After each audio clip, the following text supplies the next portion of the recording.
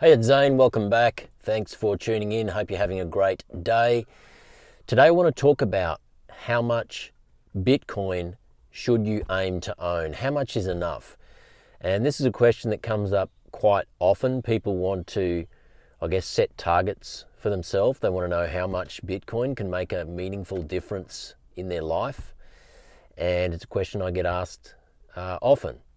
And it's a fair question. And the reality is that I can give you a generic answer, but the reality is it really comes down to a couple of important factors. Number one, what's your end goal? What are you trying to achieve? Is it to retire within the next 10 to 15 years? Is it to be debt-free? Is it to diversify an existing asset portfolio you may have?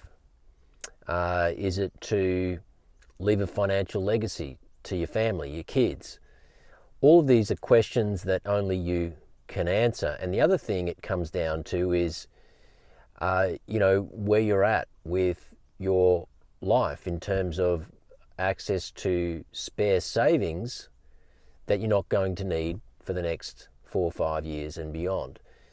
Maybe you're looking to rotate capital that is underperforming. It might be in superannuation, and we know that in industry super funds in this country, in Australia, they are underperforming real inflation, and that's a problem because if you have, 10, 15 years until retirement and you're not paying attention to the performance of your industry superannuation fund, there's an enormous opportunity cost associated with doing that, particularly when you know there's an asset over here, a decentralized asset that you can own and take full self-custody of, called Bitcoin, that is, doing 8 to 9 times the average industry superannuation fund. So in terms of performance, you've got to weigh up for yourself the opportunity cost of staying in that environment when you could be deploying a portion of that into the best performing asset of all time. So I want to get into this and just share with you a generic perspective, and there's a little bit of nuance to this, and I want to cover this off with you. This is not financial advice. This is just purely a scenario that would get you, I believe, to a really comfortable position with, say, a 12-year time horizon. And most people I talk to, they're in their 40s, mid-40s and above, 40s, early 50s, sometimes a little older than that. But most people I talk to during my one-on-one coaching calls, my one-on-one consultations, they want to retire in 10 to 15 years. That's what they're looking to set themselves up for. And they understand that Bitcoin is an asset they have to be taking seriously and paying attention to because they can see how it is outperforming everything else. And so, I believe that we have a window of opportunity here. I'm 52. I'm looking to Bitcoin to really set myself and my family up for generations, really. That's why I'm in Bitcoin. And you can do the same, but you have to be paying attention to Bitcoin. You have to do the work on it. You have to do the study. You have to learn about what this is so that you can develop your own knowledge, conviction, confidence, and then learn about the importance of not just the number go up revolution that is Bitcoin, the fact that it will continue to outperform every other asset, and there's very specific reasons for that. That's not the true revolution. The true revolution is the ability for you to be in complete charge of your own financial life without any middlemen, without any permission required, without any counterparty. And this is why people often refer to Bitcoin as not just number go up, but freedom go up. And I'm not sure about you, but I certainly believe we're in a time now where we have to be preserving our autonomy, our financial sovereignty, and our freedom as much as we possibly can, because from everything I'm seeing, all of those freedoms are going to be under threat in the not too distant future. And, you know, people are feeling uneasy out there. Again, I have conversations every single week with people from all walks of life who can feel it. They can feel the constraints. They can feel the problems looming. Government policies, banking policies, the potential for central bank digital currencies. People are struggling now to get access to their money in the bank to do things that they want to do with their own money. Banks are telling them that there's limits to how much they can withdraw. They're quarantining where they can send their money. And that is a red flag. That is a sign of things to come. And you should be very, very concerned about that if all of your assets are exposed to that central control system. Let's run through some numbers here. If you have 10, 12, 15 years until retirement and you want to set yourself up with an emerging asset that is completely decentralized, that nobody can change the rules of, there is no CEO, there is no politician, there is no central banker.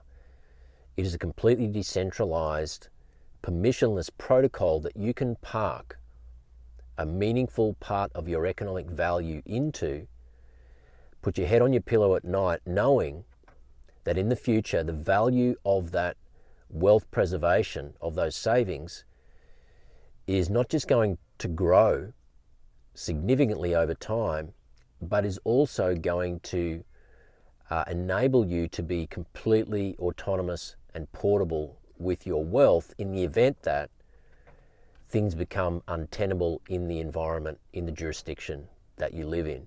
We've never seen an asset like this. And so really my message is to pay attention to Bitcoin. If you've already started dabbling, it's time to double down. It's time to read the Bitcoin Standard. It's time to read the Big Print by Lawrence Lepard. It's time to listen to a few long-form podcasts from the likes of Jeff Booth and Tony Yazbek, founder of the Bitcoin Way. These are the things you have to be doing right now. Leveling up your learning so that you can really start deploying into this asset in a meaningful way if it makes sense to you and the message and the understanding of what this is resonates with you. So if you've got, I'm going to work with a 12-year time horizon right now.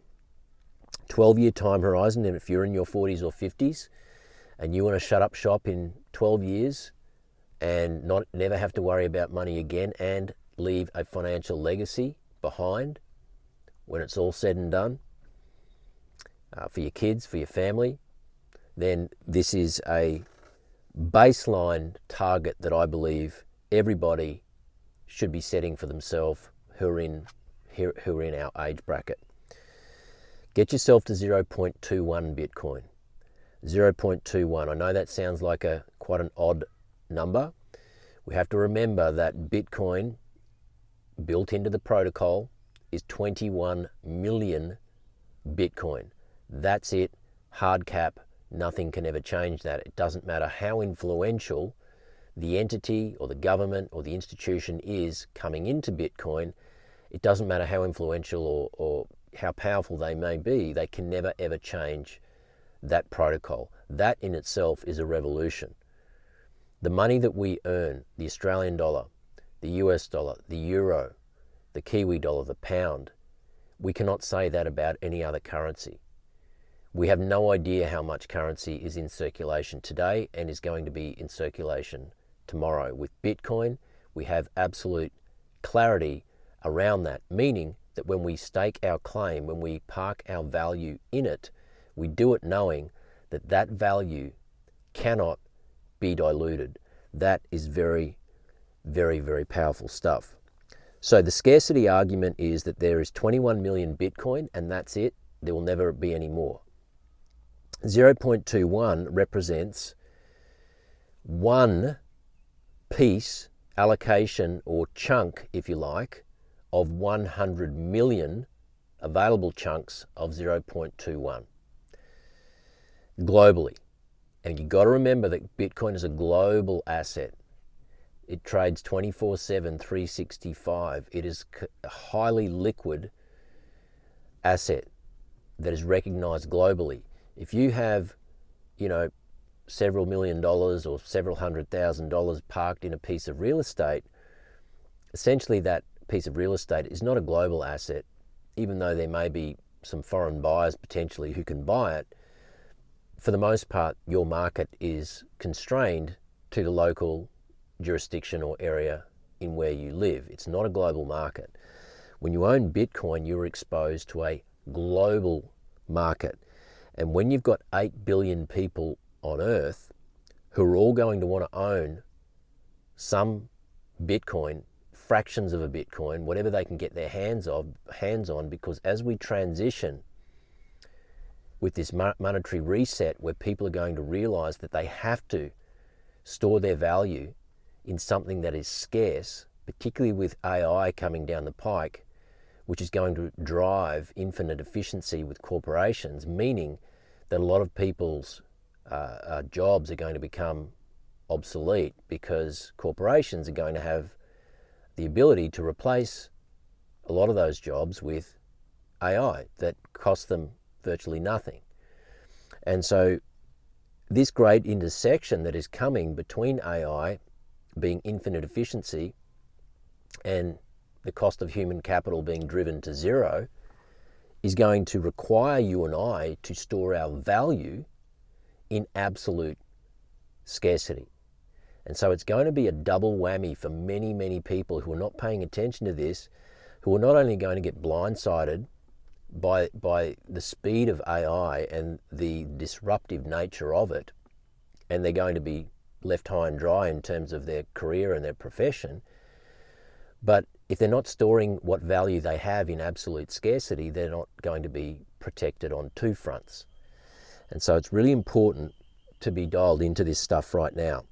The scarcity argument, if you own 0.21, you're going to be in the top 1.25% globally of people who, out of 8 billion people who are looking to store their value in this monetary protocol, in this absolutely scarce monetary system, which I believe is going to become the settlement layer, not just for people who are looking to store their value, but for corporations and for nation states and governments. They are also going to want to utilize Bitcoin as a global reserve standard, as a settlement layer, because it's the first time in history that we have a settlement layer that is not tied to one particular government or one particular jurisdiction that can easily change the rules, as has happened with the US dollar over time and throughout history. And so this is why Bitcoin is emerging as the global value system, the world's first global free market, the settlement layer. This is the thing that people are going to want to store their economic value and energy in. 0.21. Let's look at the mathematics of this and what this could mean to your retirement and your financial life. 0.21 today, if you are to go to an exchange or to a brokerage, and in Australia, the most frictionless place to buy Bitcoin, in my view, my recommendation would certainly be to go to Stormrake. It's who I use, who's my family use, people who I consult with, that's who they use. And you want a frictionless onboarding experience, a personalized service when it comes to onboarding into Bitcoin, particularly in this environment we are, where banks are becoming more and more hostile. So if you need to book a call with me to talk through all that, you'll see a link in the show notes, and I'd encourage you to book a session with me, and I can talk you through the simple steps to onboarding, and not just onboarding so that you can acquire Bitcoin in a frictionless way, but also so that you can learn about the initial steps for taking your Bitcoin into self-custody so that you are in control of that wealth as well. Really important stuff. 0.21, if you were to go to an exchange or a brokerage, it'll cost you somewhere in the order of 36,000, 37,000 Australian dollars today to acquire 0.21. Bitcoin has averaged 50 to 60% CAGR, compound annual growth rate, over the past 7 years, 5 to 7 years. Over the past decade, it's up around 80%. I think the exact figure for the past decade is 83%. You can look this up for yourself on Google, ChatGPT, Bitbo, whatever you want. I'm not making these figures up. This is what is happening with Bitcoin. This is why people are paying attention to it, because in an environment where we have inflation that is out of control now, unless you're storing your value in scarce, desirable real estate, which requires an enormous amount of capital and counterparty risk, not to mention all of the taxation and costs associated with maintaining it. And so if you don't have the ability to do that, then really Bitcoin is the next best thing, because you don't have any of those costs associated with storing Bitcoin and acquiring Bitcoin. But not only that, Bitcoin is far outperforming real estate anyway. And so we have to understand where all this is going. ARK Invest, who is headed up by Cathie Wood in the US, they're a prominent financial manager, hedge funds, institutional fund manager. They put out facts and figures every single quarter, which compares Bitcoin's performance with every other asset. And they're also making forecasts based on capital rotations from all of the other major pools of capital in the world into Bitcoin. And what they foresee is that over the next 5 years, Bitcoin is going to CAGR, compound growth rate, is going to be 58%. So over the next 5 years, they're forecasting their bull case for Bitcoin between now and 2030 is 58% compound annual growth rate. Now, for the sake of today, let's just be a little more conservative and let's call it 50%. Let's work with 50%. If you've got a 12-year retirement outlook, at 50%, 0.21, which is, like I said, around $36,000 today. Here we are in early September 2025. Let's call it around about $36,000. You can look this up for yourself to buy 0.21 Bitcoin today. At 50% CAGR, in 12 years, that value, that $37,000 will have grown to 4.6 million Australian dollars. 4.6 million Australian dollars. $37,000 today at 50% CAGR in 12 years is $4.6 million. Now, this is where the financial legacy part comes in, because I'm sure you would agree that if you have a financial nest egg of any kind of $4.6 million, that's significant. That's going to put you in the top 2 or 3% of retirees. But the interesting thing about this is that you don't just hold any asset. You don't just have cash in the bank. You've got something far, far superior to that. What you've got is an asset that is going to continue to compound over time. It may not be at 50+%, but even if it's half that, the numbers for the next 10 years in terms of, as you're getting older, what that's going to compound into, that leaves a substantial legacy for your kids, it's going to make your head spin. Just stay with me here as I wrap this video up. So if you get 12 years down the track and you've got $4.6 million and you take $1.6 million off the top, I'm going to keep the numbers round so that you're left with $3 million. 4.6, you take off $1.6 million. Why would you do that? Let's say you need to pay down some debt. Let's say you want to enjoy life for the next 5 years. You want to go traveling, you want to experience some adventure, do things that you've been planning to do for a long time. You want to get yourself a beautiful new ute and a camper van and travel around Australia with your partner, with your spouse, with your husband, with your wife, whatever it might be. You don't want money to be a problem, right? Yes, you'll have to pay some tax on that, particularly if you're in Australia, in this jurisdiction. You'll have to pay some capital gains tax the way the rules sit right now. But even still, for the next 5 years, even if after you've paid your tax, you could have a pretty decent life, provided you don't have, a ridiculous amount of debt that you need to pay off. That $3 million that you've got left sitting in Bitcoin, taken into self-custody, completely detached from the system, that you're in complete control of, Even if Bitcoin's CAGR drops to 25% for that time where you're out enjoying your life, 12 years, you've already got there, 4.6, you've taken 1.6 off, you've got 3 million left in Bitcoin, you're out enjoying life, $3 million is locked away in a vault, nobody can touch it, it's being subjected to Bitcoin's ongoing compound growth rate. Let's say that compound growth rate goes from 50% to 25%. I don't think this is going to happen, and I'll explain why in another video, but let's say that it does. If it does that, your long-term legacy is, at 25%, $3 million for the ensuing 10 years, for the next 10 years that you're out enjoying yourself, is going to become worth $28 million. Now, even when you adjust for inflation, right, in 22 years' time, 12 years to get to retirement, and then the following 10 years, in 22 years' time, it's not going to matter. You're going to have that much wealth at your disposal for you to make whatever choices you want to make at the back end of your life. And at the very least, you're going to be in a position where you can leave a really substantial financial legacy to your family if you want to do that. I'm not saying you have to do that. It's a goal of mine. It's a goal of many people in my membership community. But you don't have to have that goal. I'm just suggesting that you're going to have that option. So the key takeaway is that 0.21 will put you in the top 1.25% of 8 billion people on Earth as we transition into Bitcoin being the settlement layer, the global reserve standard of where value is stored.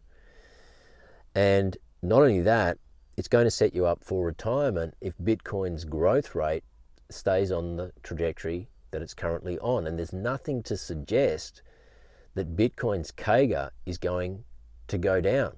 Why is it going to go down? We're getting an asset that is becoming more and more scarce over time, with 95% of the population, institutional money, nation states, governments yet to come. And so when you've got an asset that is becoming more and more scarce over time in terms of the availability of it, and you've got unlimited demand heading its way, why is it that everybody thinks that Bitcoin's compound annual growth rate is going to fall in the future? I think it's going to go up. Let me know what you think in the comments below, but I'm going to leave it there today. Study Bitcoin, stack, have a low time preference, which basically means play the long game, quieten the noise, have a coaching call with me. It'll set you up for success. We can talk about any of the things that you want to know. Might be to roll over your underperforming industry super fund, setting up an SMSF so that you can acquire Bitcoin. It might be onboarding in the most frictionless way, so that you can stack Bitcoin. It might be learning about the basics of wallets, the best wallets, which ones I'd recommend, self-custody, understanding the importance of running a node, succession planning, different tools available to enable that. There's so much we can talk about based on where you're at and your needs and what your goals may be. So you'll see a link in the show notes if you'd like to book a session with me. I'd encourage you to do that. Don't sit on the fence. It'll be the best hour that you'll invest in yourself this week if you choose to do that. Get to 0.21 and just buy, stack, and hold your Bitcoin and play the long game, and you're going to win. This is Zane signing out. I hope you got some value today. I'll see you in the next one. Bye for now.